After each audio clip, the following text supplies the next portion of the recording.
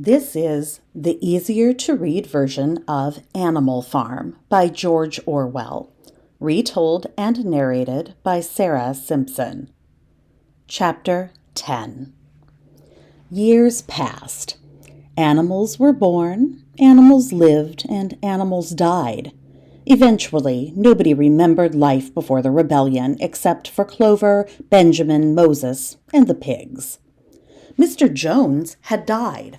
Hardly anyone remembered Boxer.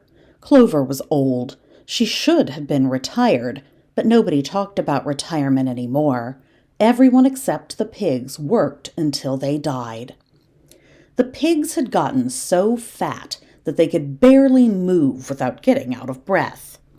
Benjamin had more gray fur, but other than that, he was the same as he'd ever been.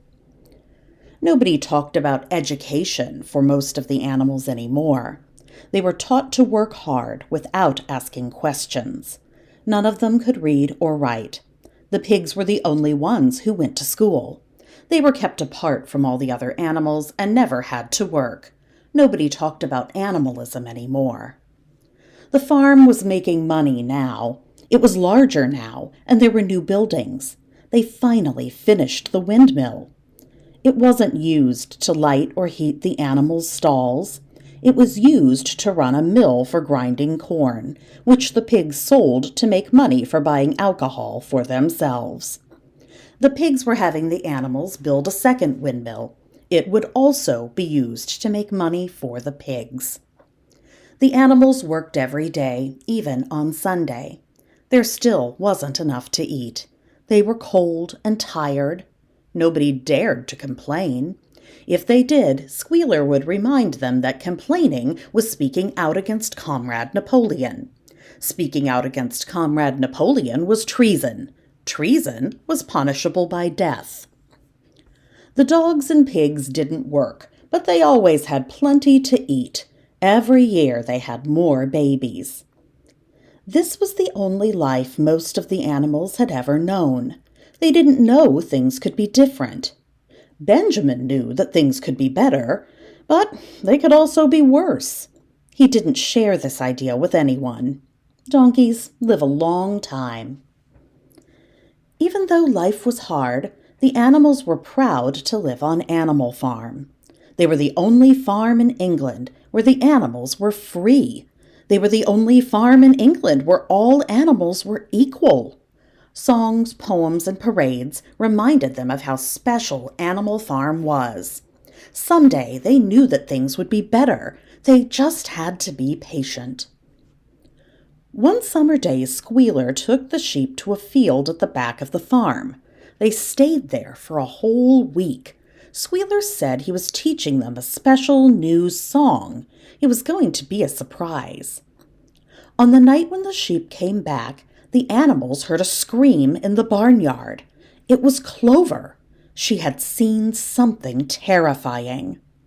It was a pig, walking on his back legs like a human. It was Squealer. He looked like he could fall over at any moment. It wasn't natural for a pig to walk on its back legs like that, but he was doing it. Behind Squealer, an entire line of pigs walked across the barnyard. All of them were walking on their back legs like humans. Napoleon came last. He was the best at walking on two legs. He was carrying a whip in his hoof. The sheep started to bleat the new words that Squealer had taught them. 4 legs good, 2 legs better. 4 legs good, 2 legs better. The shocked animals followed the pigs into the barn. Clover and Benjamin stood together. "Benjamin, I can't see very well now that I'm old," Clover said. "Even when I was young, I wasn't good at reading, but the 7 commandments written on the wall look different to me. Are they different?" Benjamin broke his rule about never reading. He read the words on the wall to Clover. "All animals are equal, but some animals are more equal than others." All the pigs started to carry whips. It seemed normal now. The pigs were buying a telephone and other luxuries. It seemed normal now. Napoleon wore pants and smoked a pipe while walking on two legs. It seemed normal now. Napoleon's favorite sow wore a silk dress on Sundays. It seemed normal now. One evening, human men in fancy suits came to the farm. They went into the farmhouse with the pigs. The other animals could hear the pigs and the men laughing and talking. The animals couldn't tell who was laughing or talking, the men or the pigs. They sounded exactly the same. Once it was dark, the animals sneaked over to the farmhouse to look in the windows. They wanted to see what was happening inside with the pigs and the men. The pigs and the men were sitting around the dining room table together. They were laughing, drinking, and having fun. Mr. Pilkington of Foxwood Farm was there. He stood up to make a toast. He said that he was glad that Animal Farm and Foxwood Farm had been able to work out their differences and were friends now. He said that in the beginning, he and the other humans hadn't liked the idea of animals running a farm.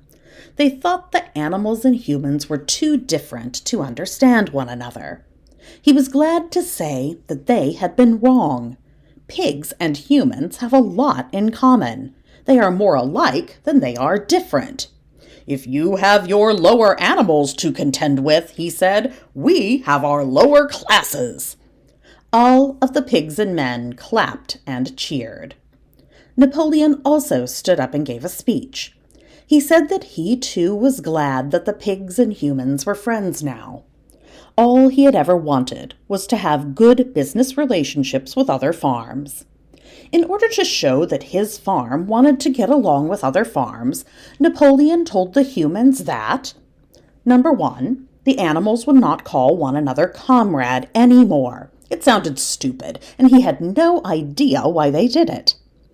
Number 2, they wouldn't walk by the old pig skull that used to sit at the barn. It had been buried. It had been a silly custom, and he didn't know how it even got started. Number 3, the farm's flag would be a plain green flag from now on. The horn and hoof would be removed from the flag. Number 4, the farm would no longer be called Animal Farm. It would go back to using its real name, Manor Farm. "Let's all drink to the success of Manor Farm," Napoleon said, raising his wine glass.